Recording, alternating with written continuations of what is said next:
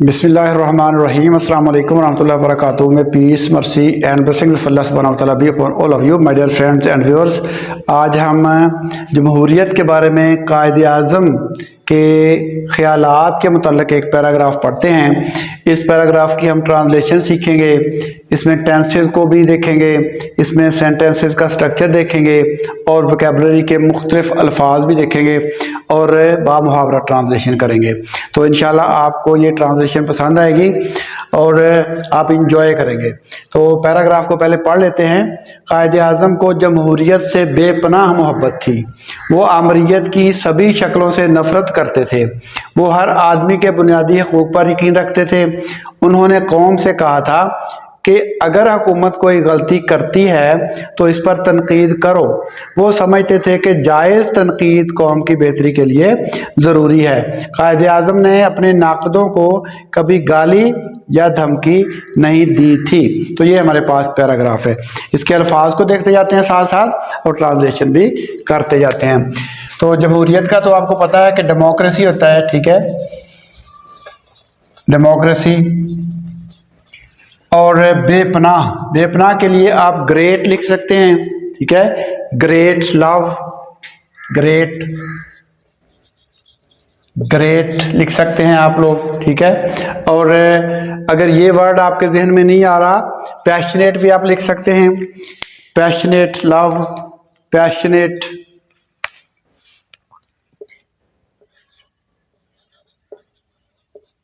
Passionate इसका मतलब भी बेपनाह मोहब्बत के मानों में आ जाता है। पैशनेट ग्रेट या पैशनेट लव आप लिख सकते हैं, दोनों में से कोई भी। तो मोहब्बत का तो आपको पता ही है, इसमें कोई मुश्किल वर्ड नहीं है। तो आगे वो आमरीत, आमरीत क्या होती है? डिक्टेटरशिप, ठीक है ना। क्या होती है? डिक्टेटरशिप, डिक्टेटरशिप, डिक्टेटरशिप, ठीक है ना। आमरीत, डिक्टेटरशिप यानी एक ही शख्स की हुकूमत जिसको कहते हैं। सभी शक्लों, ऑल टाइप्स, ये तो आसान ही है। नफरत का मतलब क्या होता है? हेट्रेड, हेट, नफरत करना। और अबहॉर भी एक वर्ड होता है, अबहॉर, एबहॉर, एबहॉर, जिसका मतलब भी नफरत करना होता है। तो इसकी ट्रांसलेशन को हम देख लेते हैं पहले। कायदे आज़म को जमहूरियत से बेपनाह मोहब्बत थी। तो ये टेंस कौन सा है? ये जुमला पास्ट इंडेफिनेट टेंस का है। मैं आपको समझाता हूँ कि पास्ट इंडेफिनेट टेंस को किस तरीके से हम बयान करते हैं इस तरह के जुमलों में। तो कायदे आज़म को जमहूरियत से बेपनाह मोहब्बत थी। कायदे आज़म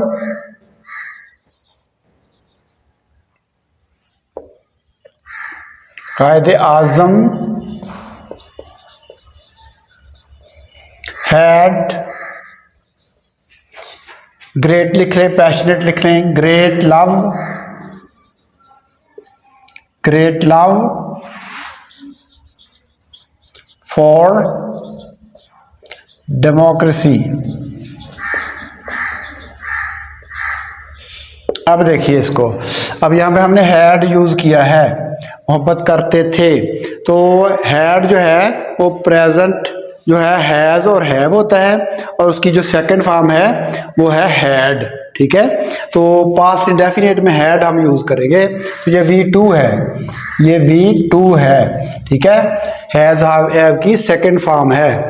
तो बहुत मोहब्बत थी मतलब बहुत मोहब्बत है करते थे, उसमें आ गया। Quaid e Azam had great love for democracy. वो आमरीत की सभी शक्लों से नफरत करते थे। He hated, he abhorred, abhorred, he abhorred all types of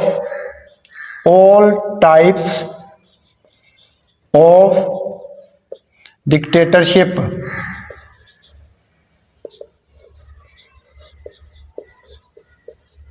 तमाम किस्म की डिक्टेटरशिप से जो आमरीत से नफरत करते थे।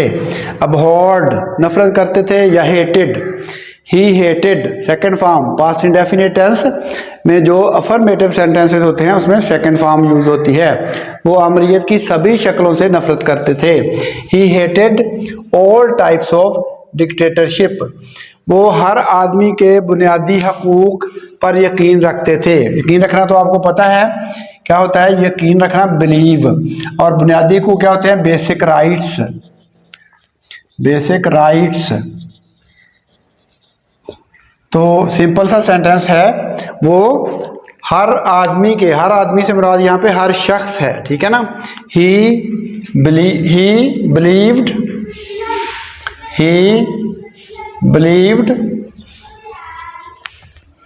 इन, बिलीव्ड के साथ इन होता है, ही believed in the basic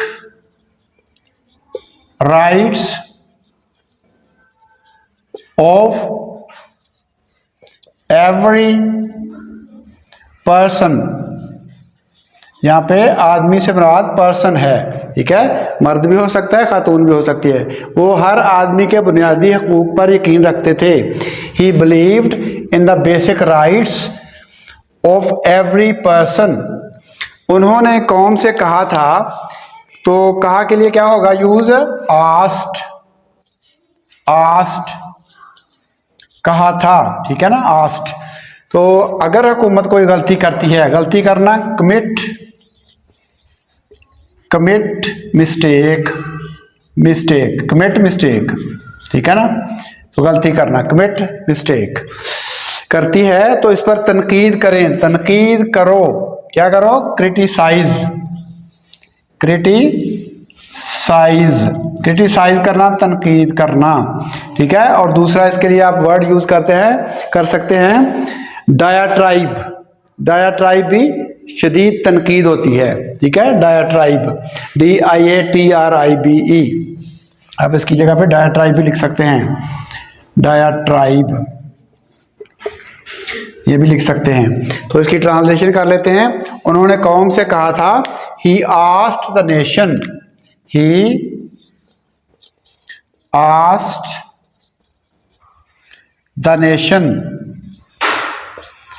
the nation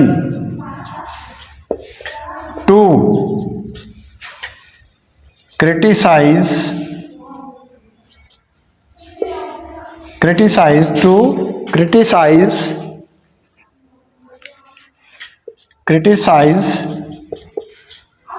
the, किस पर करें तनकीद। उन्होंने कौम से कहा था कि अगर हुकूमत गलती करती है, मतलब तनकीद हुकूमत पर करनी है, ठीक है ना। ये जुमले की तरतीब आपने बनानी है, यानी मफहूम सही अदा हो जाए। उन्होंने कौम से कहा था कि अगर हुकूमत कोई गलती करती है, तो ही आस्क्ड द नेशन, ठीक है, टू क्रिटिसाइज द गवर्नमेंट, कि गवर्नमेंट पर तनकीद करें। He asked the nation to criticize the government if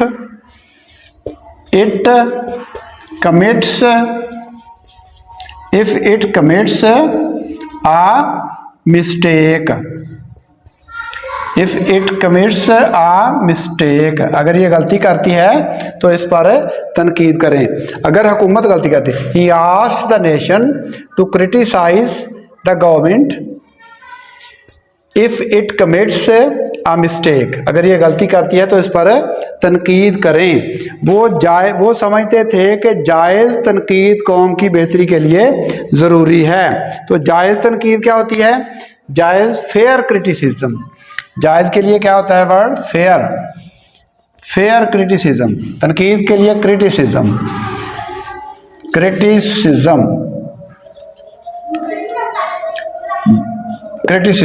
ठीक है। बेहतरी, वेल बीइंग आप लिख सकते हैं, बेटरमेंट आप लिख सकते हैं, जो चाहे लिख सकते हैं। तो वो समझते थे। तो इसको आपने गौर से समझना इस सेंटेंस को, क्योंकि हम अक्सर इस तरह के सेंटेंसेस में गलती करते हैं, और मैं बताता हूं कि वो क्या गलती होती है। तो वो समझते थे कि जायज़ तनकीद कौम की बेहतरी के लिए ज़रूरी है। ही थॉट या ही बिलीव्ड भी आप लिख सकते हैं। ही थॉट that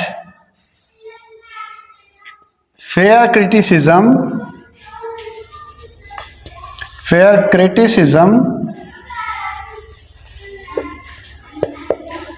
was, अब यहां देखें was क्यों आ रहा है, क्योंकि ही थॉट हमने सेकंड फॉर्म यूज किया यहां पे, ठीक है।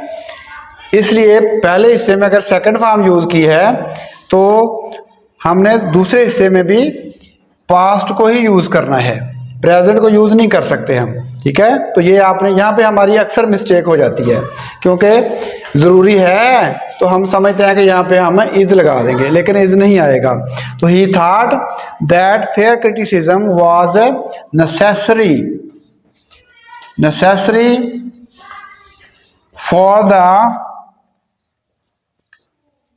द बेटरमेंट लिख रहे हैं या वेल बीइंग लिख रहे हैं, well being of the nation, कौम की तनकीद। कायदे आज़म ने तनकीद कौम की वो समझते थे कि जायज़ तनकीद कौम की बेहतरी के लिए ज़रूरी है। तो ही thought that fair criticism was necessary for the well being of nation, well being of the nation. अच्छा, कायदे आज़म ने अपने नाकदों को कभी गाली या धमकी नहीं दी थी। नाकद क्या होते हैं? क्रिटिक्स। नाकद क्या होते हैं? क्रिटिक्स। तो उन्होंने अपने क्रिटिक्स को कभी धमकी या गाली नहीं दी थी। तो गाली क्या होती है? अब्यूज, सेकंड फॉर्म हम यूज कर लेंगे अब्यूज्ड। और थ्रेट क्या होती है? धमकी थ्रेट होती है, थ्रेट। और अब्यूज गाली होती है, अब्यूज। तो सेकंड फॉर्म हम यूज कर लेंगे। तो पास्ट इंडेफिनिट में इसको भी बना लेना है, he never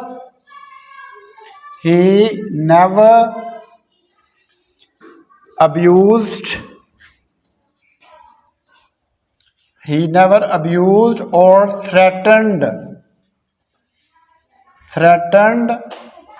he never abused or threatened his critics। उन्होंने कभी अपने